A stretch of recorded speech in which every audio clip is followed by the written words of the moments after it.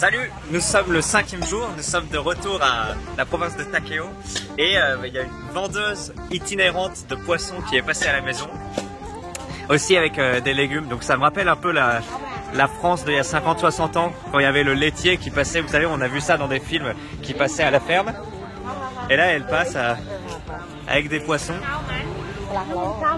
eux ils sont encore vivants. Il y a 1 minute, il bougeait encore, je sais pas, là regardez, il bouge encore et voilà, elle va les tuer et les écailler en direct. Petit aperçu de la vie quotidienne khmer. Je vous retrouve en ce 5e jour de voyage dans un appartement en construction dans la ville de Phnom Penh, dans le quartier de Tulkork, dont je vous avais déjà parlé dans le premier épisode, là où je vous ai dit qu'il y avait pas mal d'immeubles qui se construisaient. Là on est dans un de ces fameux immeubles, on est au 24e étage et je vous fais un petit tour si jamais vous vous posiez la question.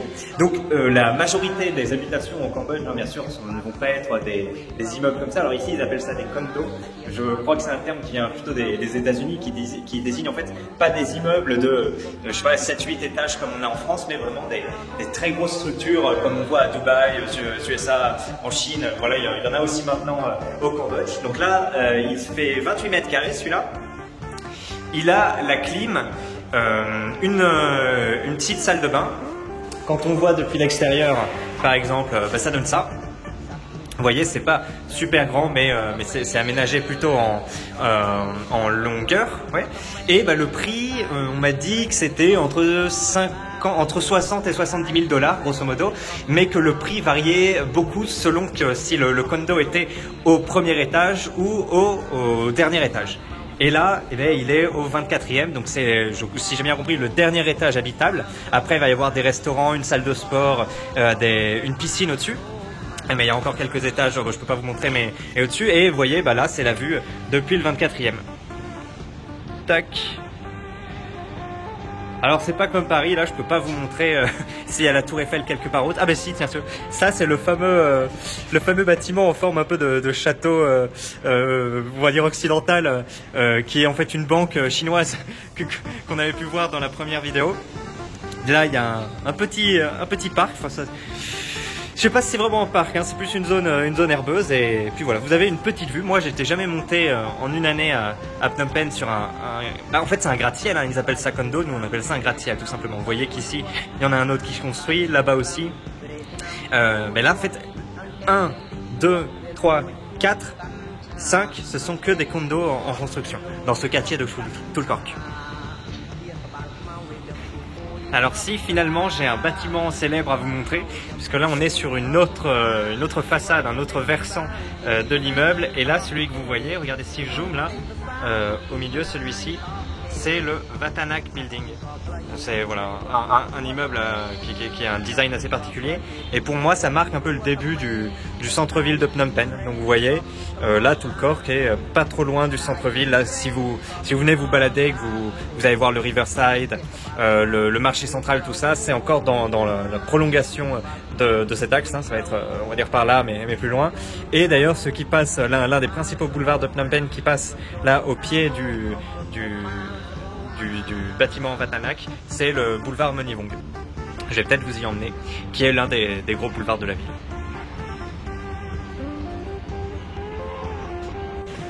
Là, nous sommes au 29e et avant-dernier étage de l'immeuble, enfin du condo, qui sera sans doute une piscine. Alors là, c'est la version bêta. Il y a de l'eau, mais pas de structure. Et on va aller voir en haut, dernier étage, qui n'est accessible qu'en escalier, où je pense qu'il y aura ce qu'on appelle un rooftop. Comment on traduit ça, le haut du toit, là où sans doute on pourra... Enfin, vous pourrez, si vous venez, si vous êtes locataire, si vous achetez quelque chose, ou parfois même ils proposent juste de profiter du rooftop pour prendre un pot ou quelque chose à manger. Et là, on est vraiment sur les hauteurs et on a un panorama presque 360 degrés. Tiens, là, il y a le singe avec son frère. Vous voyez, ça, c'est une façade qu'on n'a pas encore explorée. Ah oui, effectivement, il y a une montagne là-bas. Attendez, si je zoome. Voilà, petite montagne. Je savais même pas qu'il y avait une montagne à côté de Phnom Penh. Mais voilà, maintenant vous savez. en zoomant x10, on la voit. Il y en a un peu là-bas aussi. Bonjour, je vous retrouve en ce 16e jour à Phnom Penh, vraiment au cœur du centre-ville, sur les quais du Mekong que je vais vous montrer plus tard. Et pour l'instant, nous sommes dans l'une des places les plus connues et les plus touristiques de la ville, voire du pays. Donc c'est la place du Palais Royal que vous pouvez voir derrière moi. C'est un très bel édifice qui a été préservé par les Khmers rouges. Ils n'ont pas attaqué les marbreries, tout ça, donc il peut être visité. Et apparemment, c'est magnifique à l'intérieur. Bon, moi, j'ai préféré visiter le musée national de Phnom Penh qui est pas loin aussi, mais les deux valent le coup apparemment. On peut voir qu'il y a pas mal de familles locales qui viennent se détendre, s'amuser, et il y a pas mal de vendeurs du coup. Souvent on les voit, ils sont sur des nappes et ils vont leur vendre de la nourriture, des petits jeux pour les enfants. Mais je vous propose de vous retrouver bientôt sur les quais. Je trouve après avoir fait des petites emplettes dans un stand qui vendent des insectes et d'autres trucs assez folkloriques. Alors c'est à côté de la rue, donc il y a des voitures qui passent. Là on a des petits oiseaux qui sont frits, je sais pas comment ils s'appellent. Là on a des serpents, là un peu comme des cailles. Là c'est de grenouilles qui sont frites dans l'huile. Ici c'est des criquets, là des criquets plus gros, d'autres types de criquets. Là les fameuses tarentules et ce qui s'apparente à des blattes. Là on a des crevettes, des petites crevettes, je crois qu'on appelle ça bouquet en France. Là c'est des vers, et d'après ce que j'ai compris c'est plus ou moins des vers à soie. Et ça m'a l'air d'être des petites moules, c'est ça? Des petites moules. Voilà. Ah, il y a aussi des œufs de caille. Ouais. Et en face du Palais Royal, vous allez pouvoir trouver cette superbe promenade. Alors je ne sais pas si j'ai le droit de marcher sur la pelouse, j'espère. Si, je vois qu'il y a des gens qui y mangent, donc c'est ok. Donc la fameuse promenade des quais du Mekong, ce qu'ils appellent ici le Riverside. C'est une promenade qui prend 20-25 minutes à faire si vous longez toute cette dalle de béton le long du Mekong. Et vous pouvez voir là, ça commence un peu plus loin, enfin disons ce qu'il y a à voir un peu plus loin sur ma droite. Et puis après, ça continue pendant, je sais pas, 1, 2, 3 kilomètres jusqu'au grosso modo au gros bâtiment que vous pouvez voir là-bas. Et au milieu, va y avoir des structures pour faire du sport, vous savez, des structures de street workout, de musculation de rue, avec voilà des choses pour faire des tractions, des dips, etc. Moi, j'y allais quasiment tous les jours à l'époque quand je vivais à Phnom Penh pendant quelques mois. Je vous propose qu'on s'y retrouve pour manger ce qu'on a acheté chez le vendeur d'insectes. Je vous retrouve de l'autre côté de la rue, sur les quais. Vous pouvez voir qu'à partir de 17h30, 18h, il commence à y avoir beaucoup de familles qui viennent manger ici, jouer. Bon, alors là, on est un samedi, donc c'est particulièrement vrai. En semaine, il y en a quand même moins. Donc voilà, l'un des endroits les plus débordants de vie du Cambodge et dans un cadre vraiment chouette. En face, vous pouvez voir une autre partie de Phnom Penh qui est située de l'autre côté du Mekong. Alors, je ne sais pas si je vous l'ai dit, mais effectivement, ce grand fleuve qu'on peut voir ici, c'est le Mekong. Et là, ce que vous voyez, c'est un delta, je crois. Le Mekong se divise en 4 bras. Ah, merci le singe, elle me corrige, c'est 4 bras. Avec une île au loin qui s'appelle l'île de Koh Pik, mais je crois que c'est pas si intéressant que ça à visiter. Voilà, là, on la voit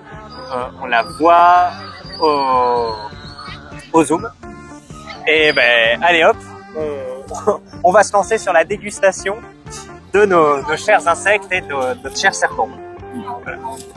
C'est parti pour le déballage et la dégustation. Alors, on va essayer d'abord les insectes. Alors, t'as t'as pris une tarentule. Super. Ok.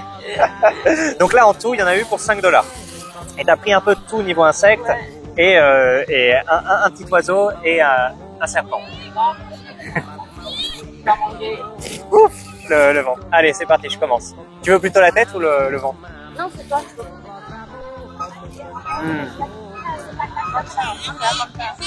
Wow.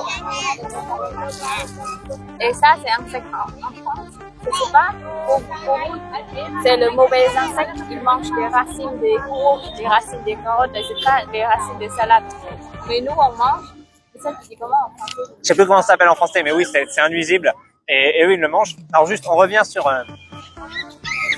la tarentule, qui était très bien assaisonnée, à la fois sucrée et pimentée. C'était super bon. Ouais. Dommage que t'aies pas goûté, t'aurais bien aimé. Vas-y. Ah bah, c'est bon. T'as tout pris. Alors, ah merci, moi j'en ai un aussi. Bon? Les deux sont bons, ouais. Et ça, c'est petite grenouille. Je préférais la tarentule, mais c'est pas mal. Les grenouilles avec les œufs. On Ouais. voit les œufs. Ouais, la tienne était pleine, comme on dit. Ouais, petites grenouilles, ça. On les grenouilles. Ouais, nous on fait pas de différence à part entre grenouilles et crapauds. Eux, ils font des différences entre les grenouilles. Bah, les grenouilles ont. Waouh, ouais, en tout cas, c'est super pimenté.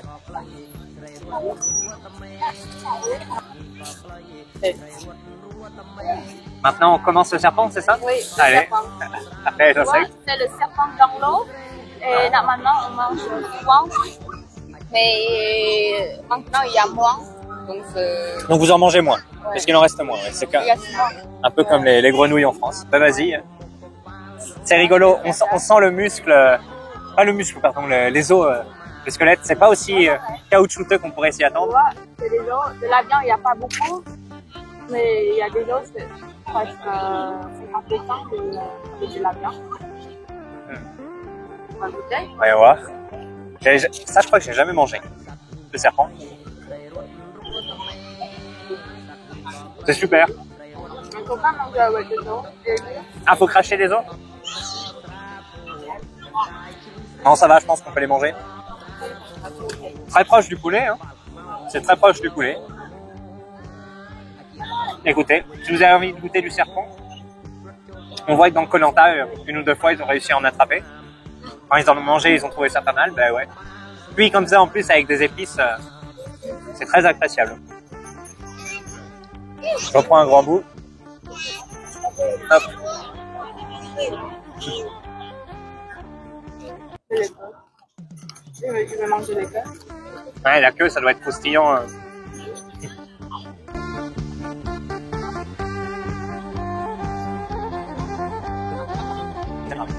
C'est pas mal du tout.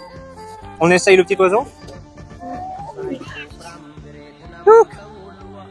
Voilà. On dirait une vision un peu apocalyptique. Tu prends la tête et tu prends une partie du corps. Donc celui-là est désolé pour personnes qui sont véganes ou végétariens. Je suis désolée si ça touche un peu, mais pour les vidéos, on ne mange pas souvent comme ça. Oui. Moi, pour moi, c'est presque une fois par an. Par an, vous mangez les petits oiseaux comme ça. Ouais, c'est vrai que c'est assez pathétique quand on le voit. Ça fait un peu pitié. Ouais. Je prends la tête ou le bec se mange ou pas? On mange pas.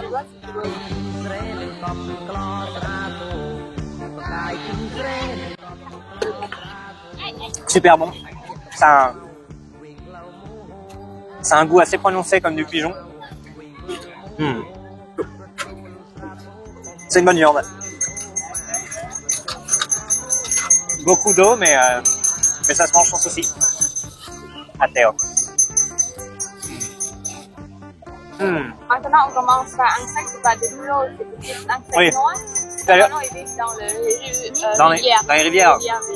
Et comment les Cambodgiens ils attrapent les insectes? Ouais. On met la lumière violet, Ouais. on met en haut et après en bas ils laissent de l'eau. En bas et après il vient et il voit la lumière, il vient et après il est tombé dans l'eau. Il tombe dans l'eau. Oui, il tombe dans l'eau et après on peut ramasser. Vous en ramassez Et plein. normalement, celui-là c'est un peu compliqué, on peut pas manger des ailes. Des ailes ils sont très dures. Donc il faut enlever des ailes.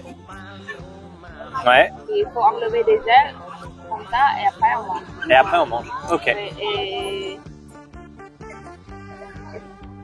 ça, il y a des trucs comme des trucs qui... Ah, il y a une Après, il faut enlever un peu. en dessous, il y a aussi une protection à enlever, c'est ça? Ok. Alors les Khmers, j'ai l'impression, adorent tout ce qui est compliqué à bouffer. Les crabes, les crevettes. Voilà, tout ce qui demande de la patience. Mais celui-là, tu connais. Enfin, il y a beaucoup. Il y a beaucoup aussi, ils mangent des racines. Ça, c'est... Ça, je connais pas. Non, en France, j'ai vu il a enlevé parce qu'il mange des racines de salade aussi. Je sais plus comment ça s'appelle, mais ouais, je vois de quoi tu parles. Si, je pense qu'il faut l'avoir. Ouais, c'est pas mal aussi. Tout est pimenté, tout est un peu sucré. C'est des jolis mélanges de saveurs. Alors, si vous aimez pas le piment, par contre, ça arrache un peu. Et donc oui, ce truc-là est pas du tout une moule, comme j'ai pu le dire, mais non, c'est une espèce de scarabée. Ça, c'est le bébé de ver de cire. Le bébé des vers à soie, ouais. Puis la soie. Et Ok. après, il a enlevé les soies parce Ouais. que les vers de soie, en fait, les vers de soie, normalement, il fait les soies autour de son bébé. Et comment ramasser des soies? Il faut enlever des soies et après, il reste le bébé à l'intérieur et après, il prend le bébé, il vend à un vendeur, l'autre vendeur pour faire cuire comme ça et les gens, ils mangent. Et l'intérieur, c'est comme des trucs un peu... comment on dit C'est, on dirait un peu de la viande à l'intérieur. c'est pas comme de la viande, c'est comme Une omelette? le goût un peu comme du lait coco. Ok. Oui, merci. C'est ça, les gens, ils aiment beaucoup. Ouais, je sais pas si c'est du lait de coco, mais C'est comme du lait à l'intérieur. c'est pas trop mal. Après, niveau texture et niveau goût, c'est assez spécial. De tous les trucs qu'on a mangé là, c'est le truc le plus spécial. Autant les autres, c'est limite des goûts occidentaux, hein, malgré la texture, des goûts occidentaux un peu plus relevés et avec une texture bizarre. Mais celui-là, c'est un truc vraiment nouveau. On n'a pas l'habitude de manger. Hein. Vous imaginez que vous craquez la peau de l'insecte et après il y a une espèce de substance pâteuse qui vient. Et pas désagréable. Et qui parle. Tiens, il reste une grenouille, je vais la prendre, même si c'est plus monté. Merci. Mais celui-là, cet insecte-là, ça ressemble un peu comme des blattes. Ça ressemble à des blattes. Oui, des blattes. Je crois que ça ressemble à des cafards aussi. C'est pas pareil. C'est pas pareil, ouais. C'est un insecte aquatique, enfin, en tout cas de rizière.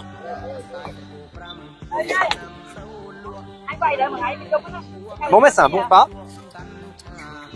Merci ma chérie. Donc si vous venez à Phnom Penh, vous pouvez vous faire une grosse dégustation de à peu près tout ce qui se fait, un serpent, de tout ce qui se fait un peu folklorique, serpent, insecte, tout ça, pour $5. Et ça vaut le coup. You will eat the bugs, hein, comme on dit, comme disent le fameux Klaus Schwab. Ici, pour les promotions, il aime beaucoup à manger, mais je ne prends pas les étrangers, il aime. Mais c'est pour goûter, Ouais, pour essayer de savoir qu'est-ce que c'est le goût insecte. ouais. Mais pour manger, vous préférez, non. Alors que vous en mangez rarement, mais quand même vous en mangez. On aime beaucoup. Ok.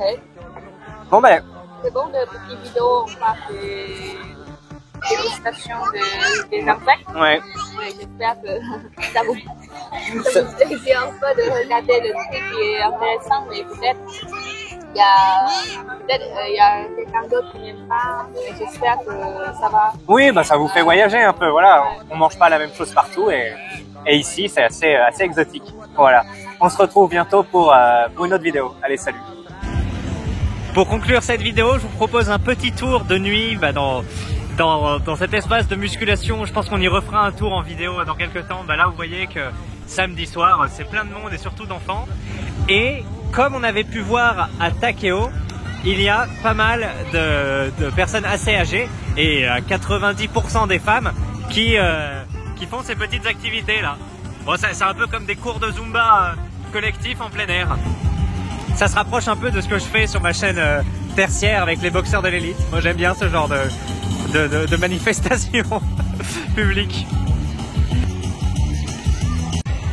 Allez, je vous fais un tout petit bonus supplémentaire. Avec ma femme, on a remarqué que maintenant il y a pas mal de poubelles. Vous voyez qu'il y en a une là, là si je zoome, vous la voyez là aussi.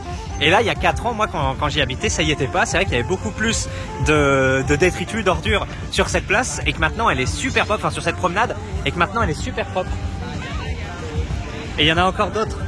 Et voilà, il y en a vraiment pas mal, alors que maintenant, cette promenade du Mekong surclasse Paris, hein, vu qu'il y a une vidéo récemment sur Paris, on voyait qu'il y avait une poubelle autour de la Tour Eiffel, elle était assez petite, et après tu avais quelques bennes, mais là vous voyez que c'est super bien disposé, hein.